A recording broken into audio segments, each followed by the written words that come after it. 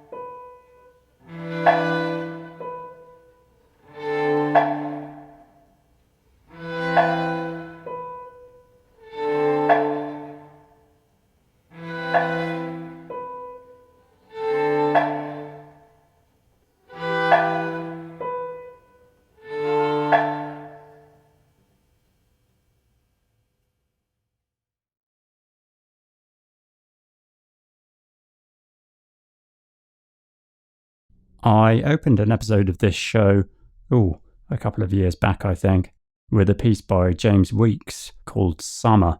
And the one you just heard there by London-based acoustician and composer Georgia Rogers feels to me like a natural segue right down to the name itself, September.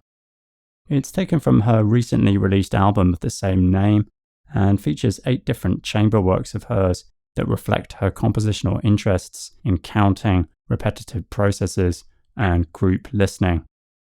For September, she wanted the piece to suggest counting methods used to track bars and the notes within them, and the piece does that by keeping to a discernible rhythm, with the instruments, in a sense, taking the place of a metronome. Whilst the counting methods themselves are fairly simple, when they are nested amongst the 5 instruments in the piece, a little more complexity emerges. She said that she loves hearing these procedures unwind. I find it allows me to focus on the sound of the instruments in a different way when it's sort of predictable what's coming next. And for me, that seems to put a finger on so much of what can make minimalist music of all stripes satisfying. It's the familiarity of certain structural elements as they recur that lets other details of difference come through and have real meaning. I also find it interesting that she works as an acoustic engineer, specializing in architectural acoustics. Many composers these days no doubt have a more sophisticated understanding of acoustics than perhaps was the case with previous generations, when everything was more contained on the score perhaps, dots on a page and so on. But not so many, I guess, also work professionally in the field, and there's no doubt no end of scope for crossover between the two professions.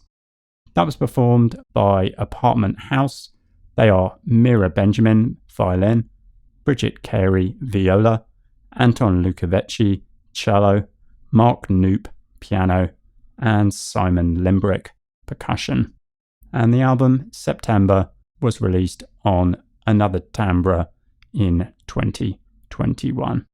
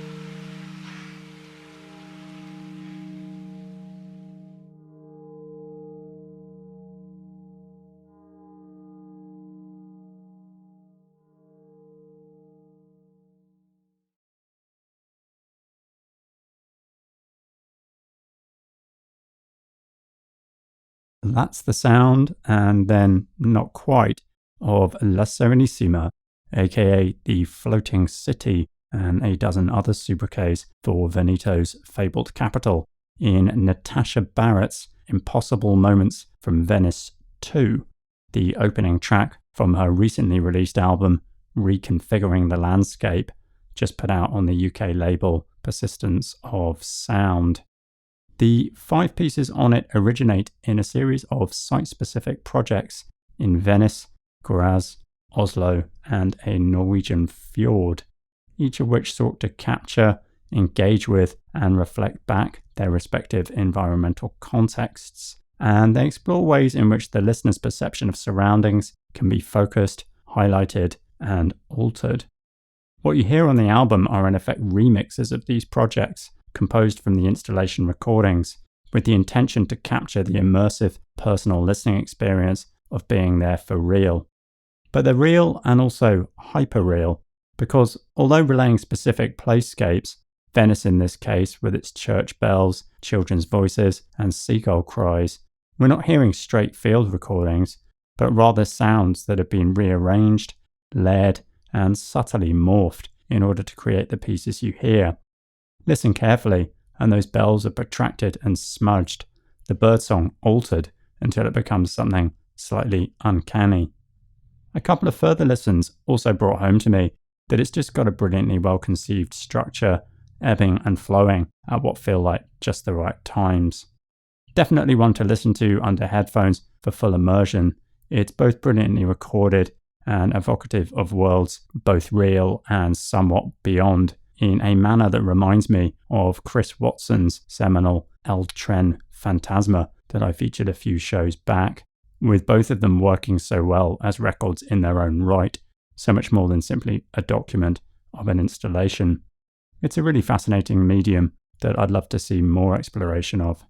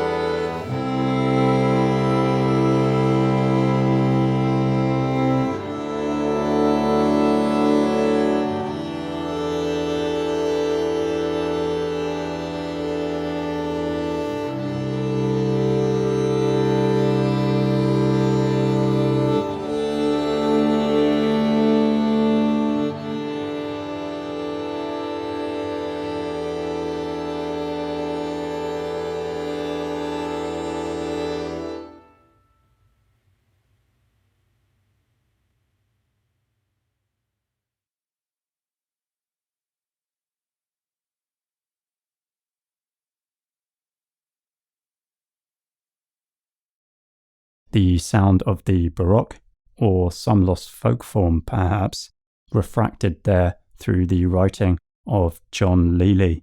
That's his beautiful piece, Meander Selection, written in 2018.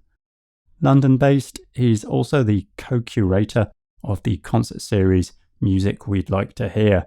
They're putting on some great events with interesting programming across the UK. That piece is from his, I think, debut release, also called Meander Selection, and containing a series of recent chamber pieces in various formats. A bit like Georgia Rogers, he's interested in the variety of sounds, correspondences, and experiences that can arise through the use of limited materials. So though the surface style of one piece to the next on the album can vary pretty considerably, Michael Nyman-esque minimalism one moment, sacred music or drone the next, there's a sense of an underlying process and interest in small increments of change. That piece was again performed by Apartment House. In this guise, they are Mira Benjamin and Gordon McKay, violin, Bridget Carey, viola, and Anton Lukovici, cello. And the album Meander Selection was released on Another Timbre in 2022.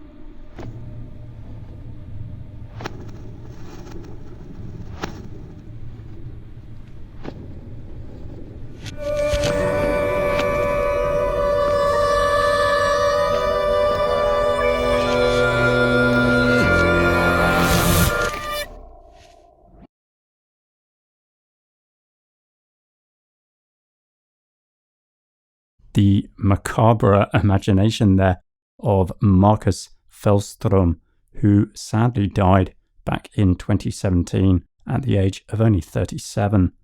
Inspired variously by Debussy, Ligeti, Bernard Herrmann, Autechre, and Twin Peaks' Angelo Badalamenti, and you can hear the influence of all of them across his music. He was a highly individual talent, working across multiple genres, including ballet, orchestral, and electronic music, alongside filmmaking and scoring the soundtrack for the AMC series, The Terror. That last commission was no accident. He's got a real ear for the gothic and unsettling, as the piece you heard there, Reanimation Music, makes the case, with its tremulating female vocal and flutes, the sound being simultaneously mangled and rebirthed in a creepy amalgam. It's taken from his second album, Gebrauchsmusik, originally released back in 2006. The title translates as utility music, and each piece on it reflects a different use. So we have war music, dance music, art music, even death music. But there's a definite irony at work for me, in that the treatments are often less utilitarian and more subversive, often twisted, bordering on the hallucinogenic. Here's one more from the album. Maybe you can have a go at guessing the use for this one.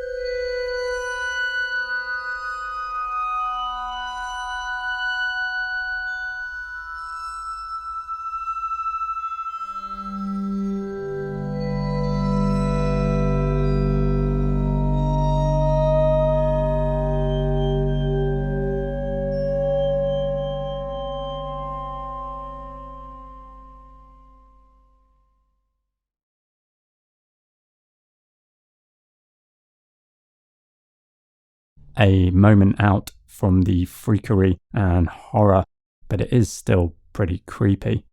That was Consolation Music by the late Marcus Fellstrom and taken from his sophomore album Gebrauchsmusik, now re-released on Miasma as of 2019.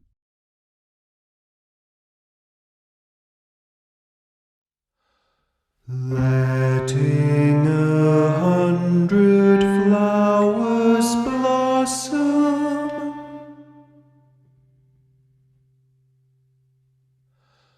and 100 schools of thought contend,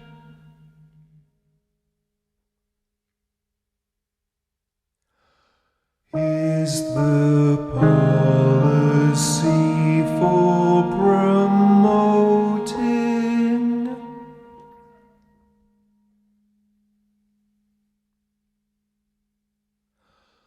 the progress of the arts and sciences,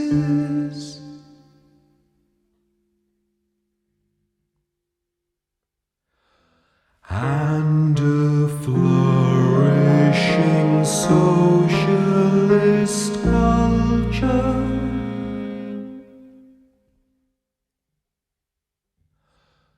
in our land.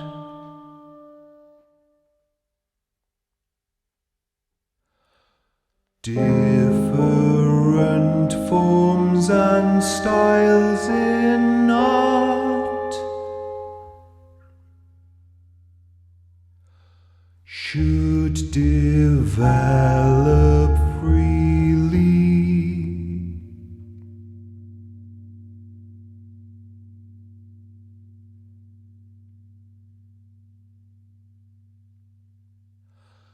And different schools in science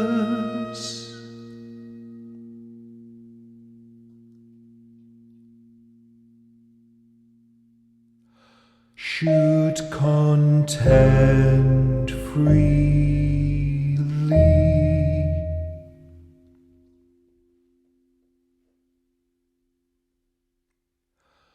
We think that it is harmful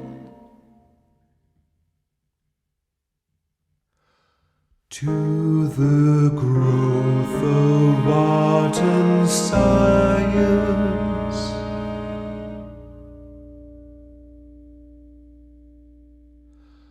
if administrative measures are used to impose one particular style of art or school of thought,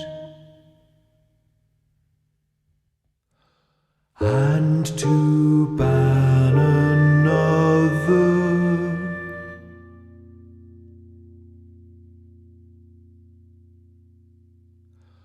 letting 100 flowers blossom,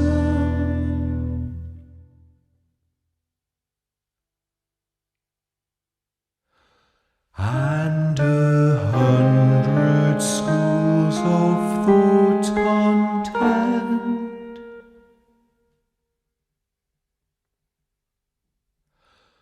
is the policy for promoting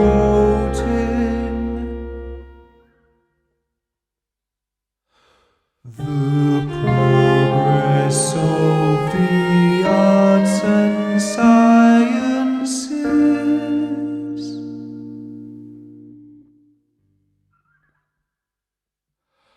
and a flourishing socialist culture in our land.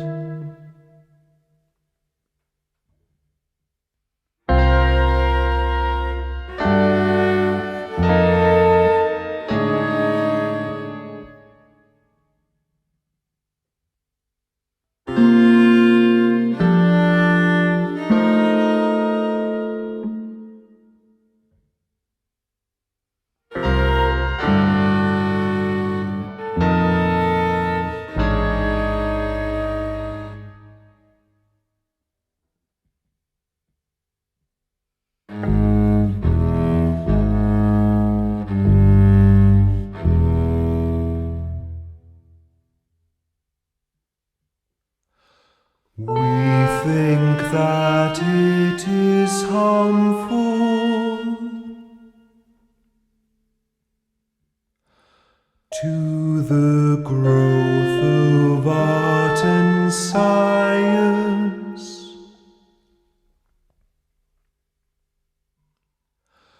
If administrative measures are used to impose one particular style of art,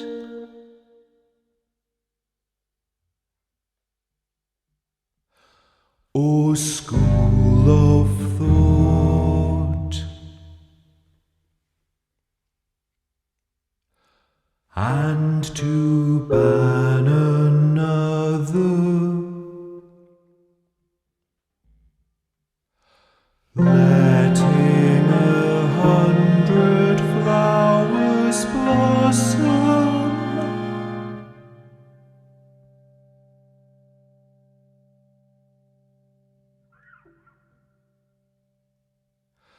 and 100 schools of thought contend,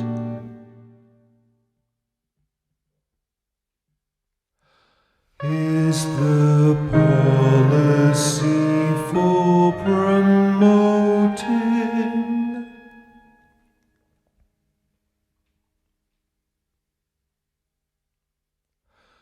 the progress of the arts and sciences,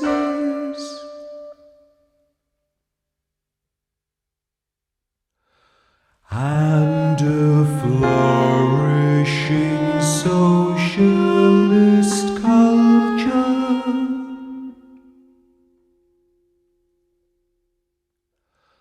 in our land. Different forms and styles in art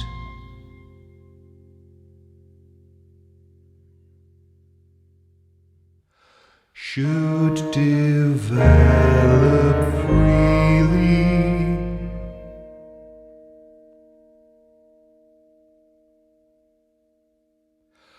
and different schools in science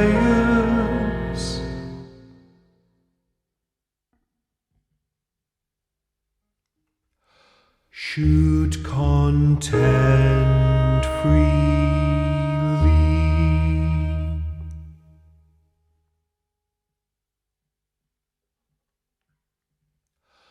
We think that it is harmful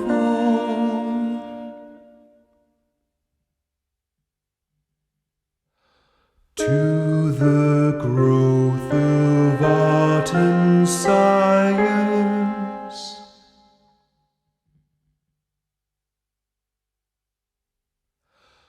if administrative measures are used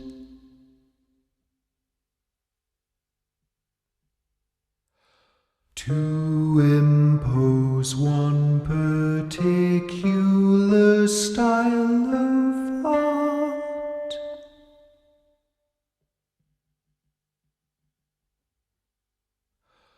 or school of thought,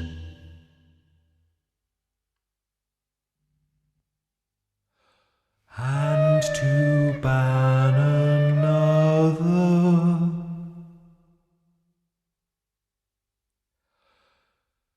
letting 100 flowers blossom.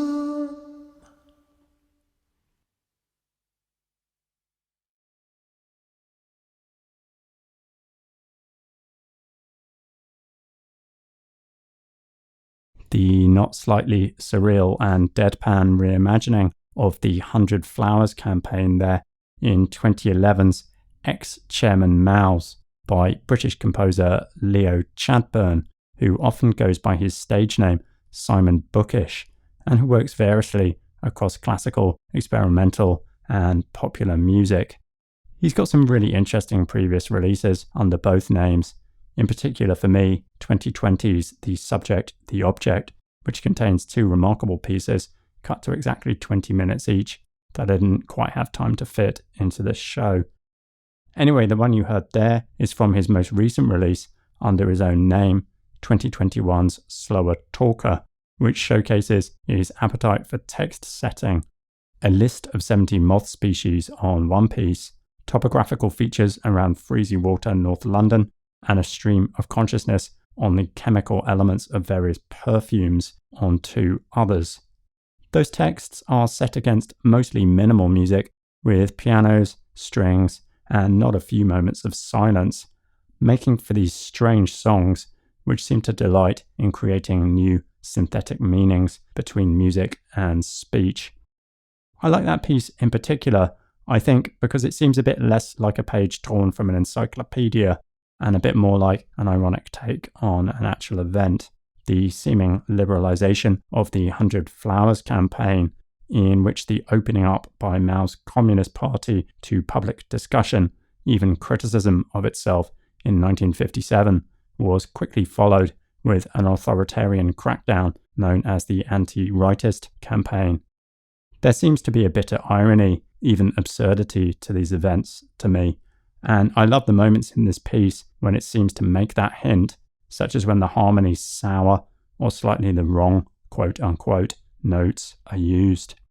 The performers, Apartment House again, this time Mira Benjamin, Gordon McKay, violin, Bridget Carey, viola, Anton Lukovici, cello, Kerry Young, piano, reed organ and Cassiophone keyboards, Mark Knoop, piano, Simon Limbrick, handbell, Max de Wardener, electric bass, and Sam Cave, electric guitar. And the album, Slower Talker, was released on the Library of Nothing in 2021.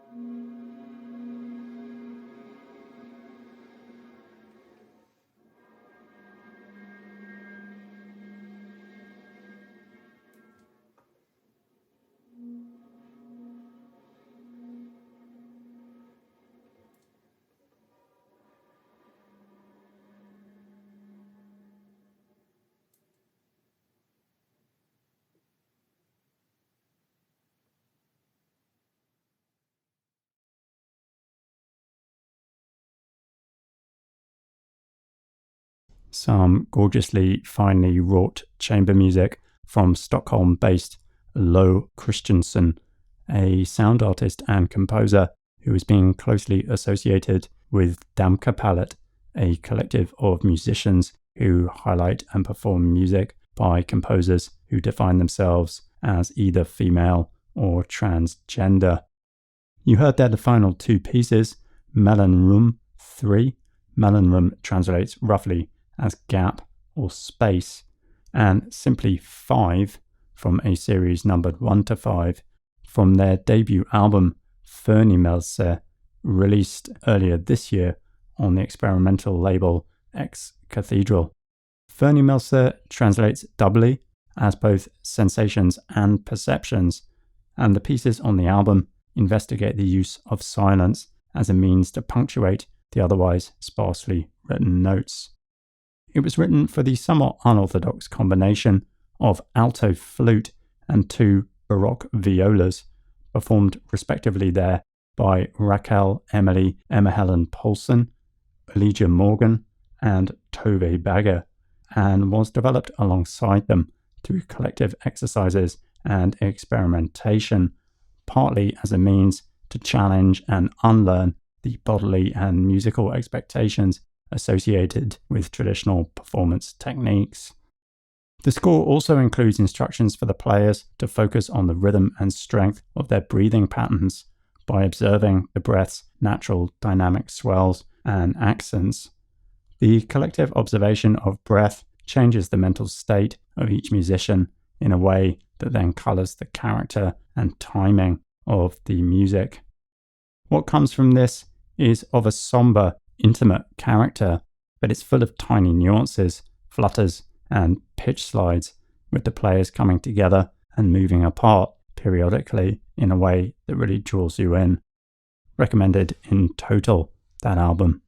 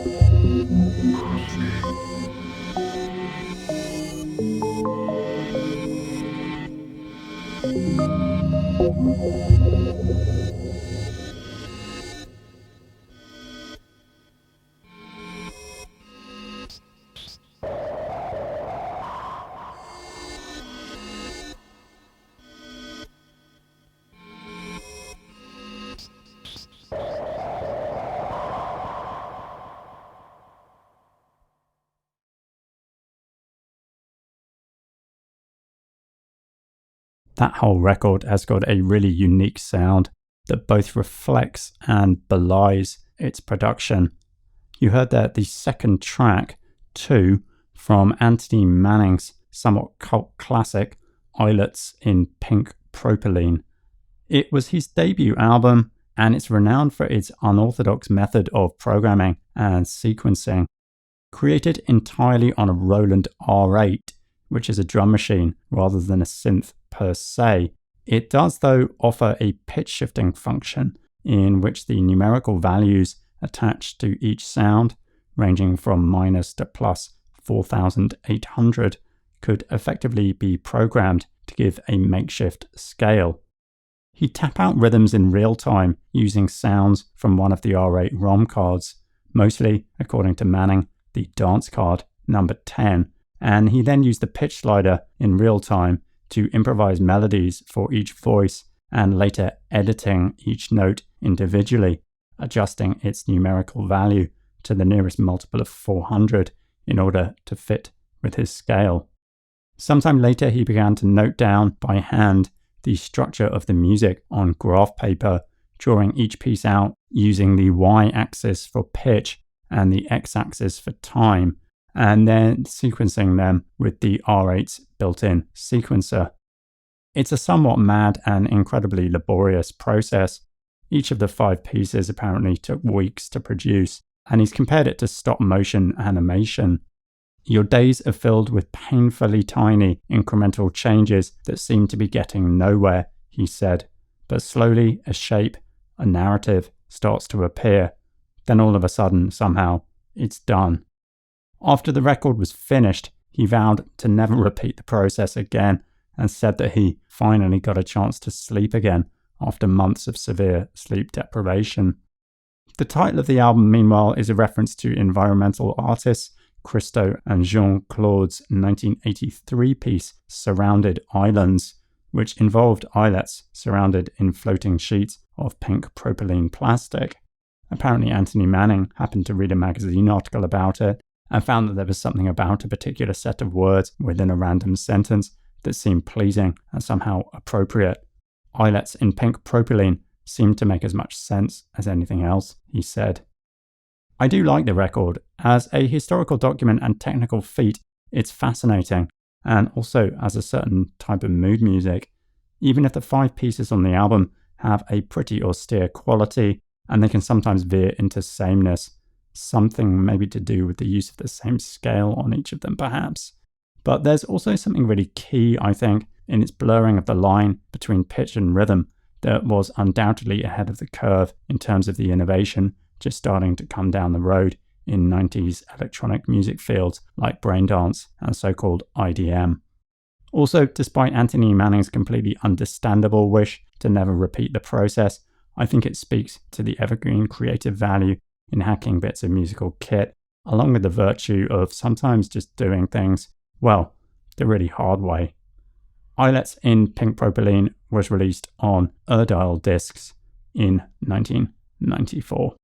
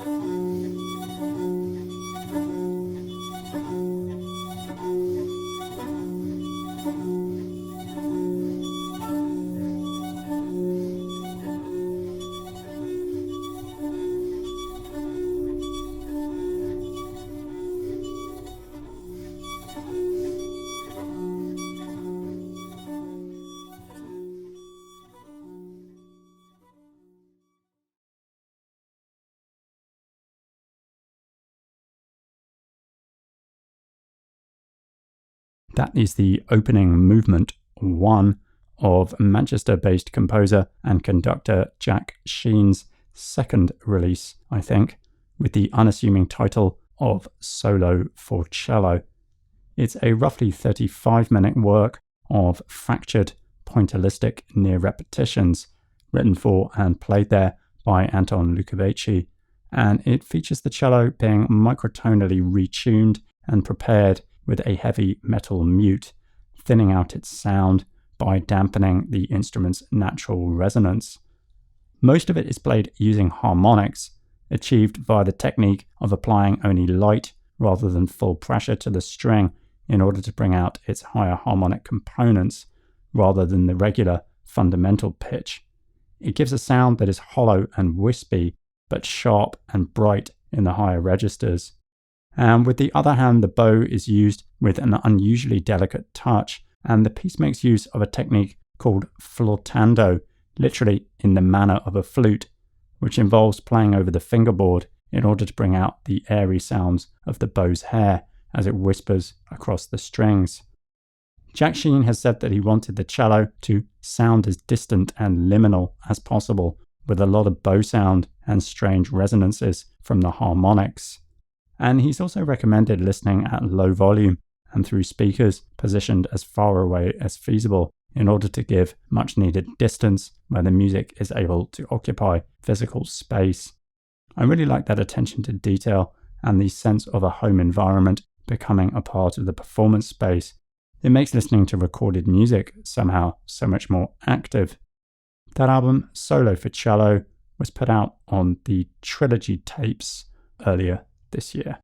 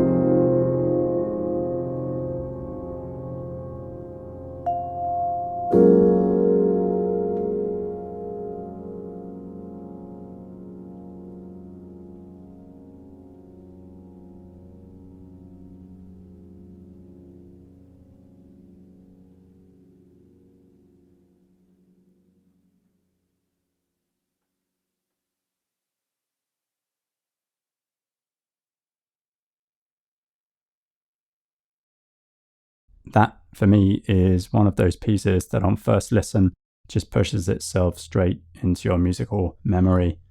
And it's one of those pieces I've tried not to replay too much for fear of reducing the pleasure of the first few listens. It's called The Ringing World, and it was written in 2015 by Brooklyn-based Swedish composer and performer Adrian Knight. It's a real cliche, I know, to say it's something you could dive into, but with this piece, that sense to me feels really palpable. I think it's the combination of the lush yet static minor chords with the ringing tones of the vibraphone and piano relayed via the overall production, which is really superb. Some excellent miking going on there.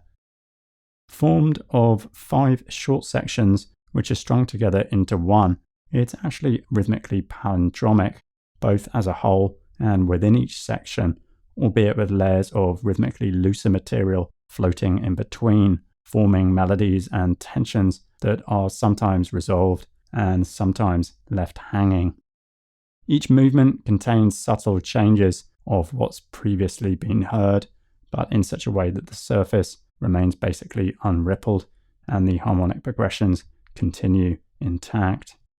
The title, meanwhile, comes from the official journal of the Central Council of Church Bell Ringers.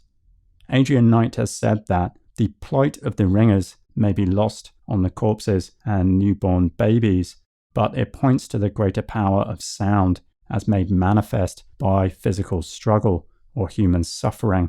Each sound a small strike against the frictionless vanity of the financial and political hierarchies that make up the bulk of our inheritance and our reality. It was performed there by the New York-based trio Beethoven. They are Pat Swoboda, bass, Carl Larson, piano, and Matt Evans, percussion. And it's taken from their album Trios that was released on Cantaloupe Music back in 2017.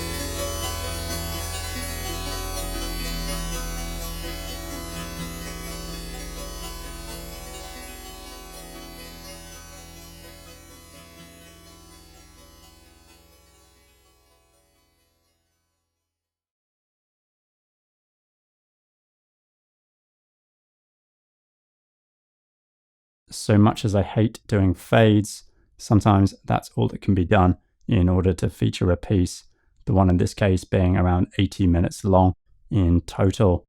It was the opening of Solo for Tamburium by Swedish polymath Catherine Krista Henniks.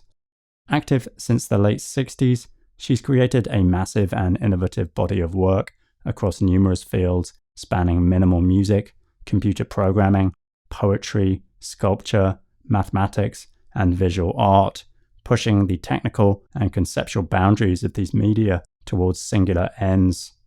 She was part of New York's downtown music scene, and she worked with some of its key figures, such as Henry Flint and Lamont Young. Then, in the 70s, she studied the nature and use of musical harmony as a disciple of Pandit Pran Nath, a master of the Karana tradition of Hindustani classical music. Those teachings were central to her own investigations, as was the devotional practice of carefully tuning and sounding the instruments so as to be in a state of continuous, even flow. It was in effect the start of the development of a style in which dense sonic textures gradually emerge from the multi-layered interplay of harmonic construction and dissolution. Solo for Tamburium features an instrument of her own design, a keyboard interface controlling a bank of 88 recordings of precision-tuned tambura, their thin, long-necked instruments found across Central and Southern Asia, and it allows her to create a continuous flow of harmonic and melodic interplay.